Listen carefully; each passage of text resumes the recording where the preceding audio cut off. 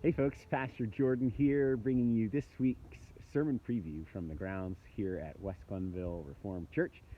I'm outside the gazebo here in front of our beautiful hope sign, reminding us of the hope of the coming kingdom of Jesus Christ. It's a beautiful sunny day, if just a touch chilly, but it's that time of spring where the outdoors begins to call, and we look forward to what might be out there for us. So in that mindset, we look forward to an opportunity for us to worship outside again this summer. And we'll start that on Memorial Day weekend, that Sunday, and then we'll continue all the way right through Labor Day weekend.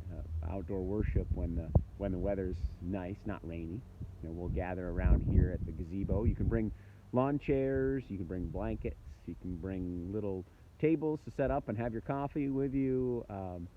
We keep it very low-key and casual. It's an opportunity to just enjoy this beautiful creation and worship in this space.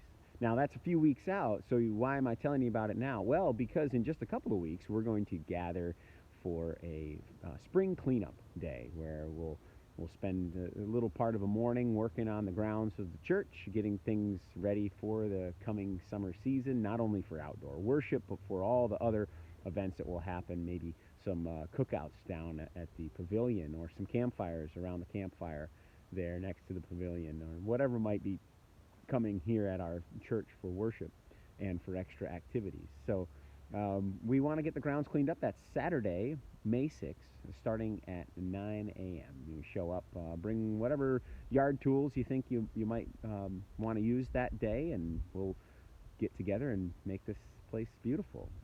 You'll also get a free continental breakfast along with that when you come at 9 a.m. So make sure you're here for that and help us make this place beautiful and get it ready for worship so that we can enjoy God's creation together this summer here at West Glenville Reformed Church. Now, this Sunday we hear the story of Peter's vision.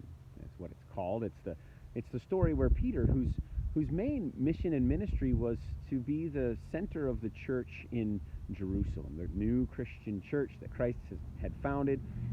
He was to be the center, sort of overseer of that in Jerusalem amongst mostly Jewish people, right? So that was his role.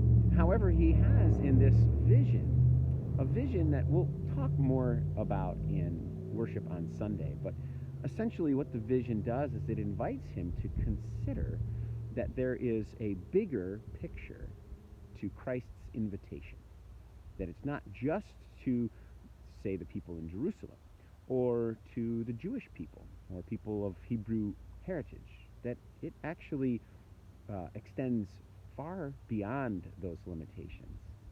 And he gets a sort of a real-life interaction right off the bat after this vision of seeing how this expanded idea is to play out.